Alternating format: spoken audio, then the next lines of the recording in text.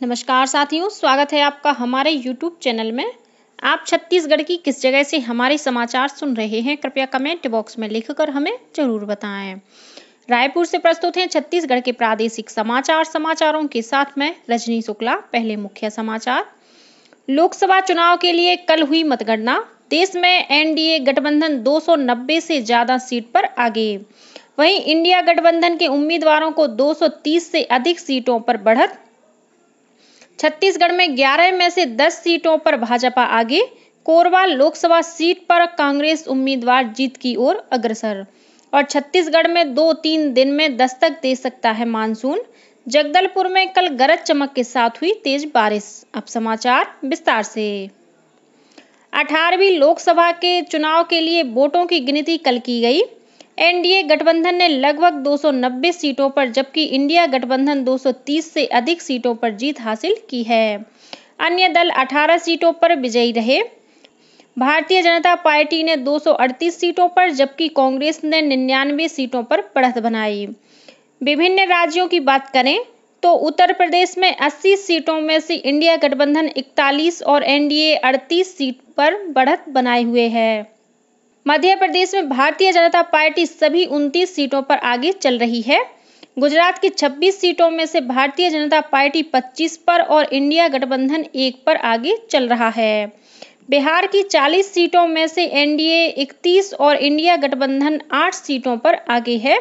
महाराष्ट्र की 48 सीटों में से एनडीए 19 और इंडिया गठबंधन 28 पर आगे चल रहा है।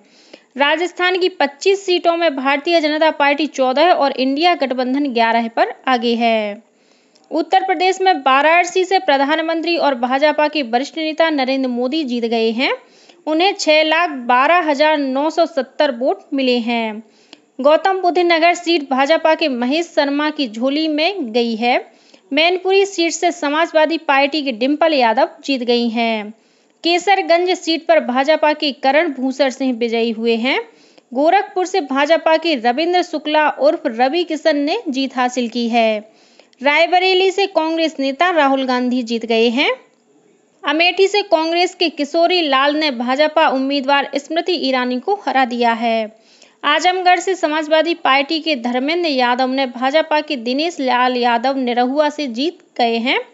गुजरात के गांधीनगर से भाजपा के वरिष्ठ नेता अमित शाह ने जीत हासिल की है। उन्हें 10,10,972 वोट मिले हैं।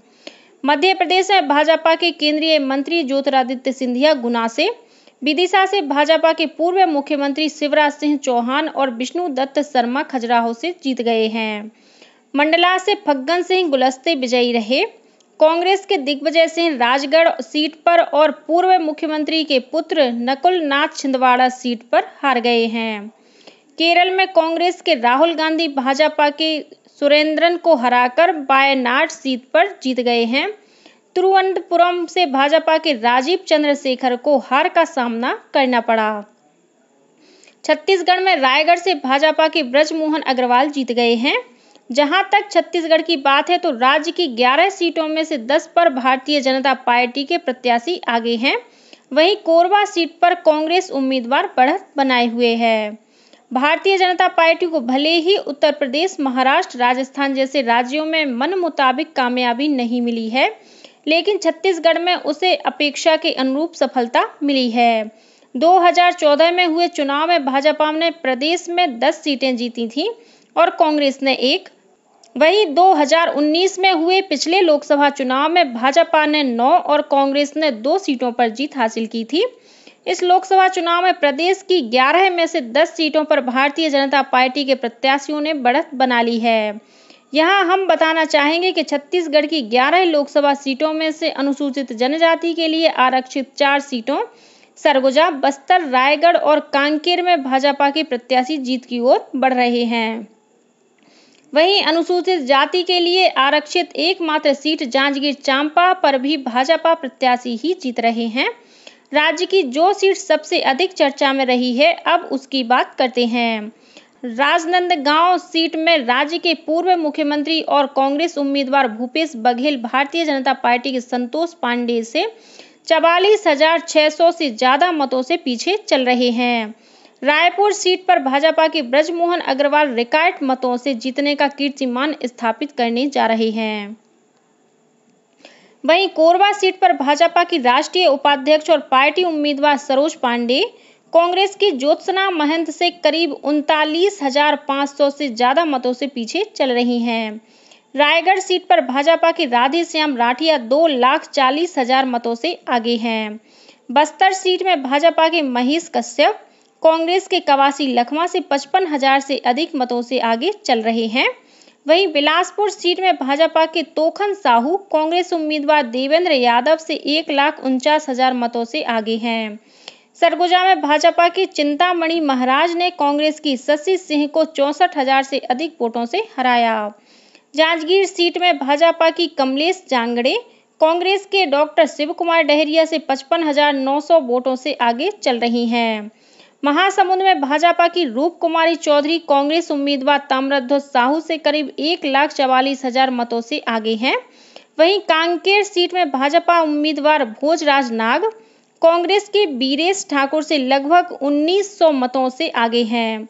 दुर्ग सीट में भाजपा उम्मीदवार विजय बघेल 4,30,000 से अधिक वोटों से कांग्रेस उम्मीदवार राजेंद्र साहू से आगे हैं।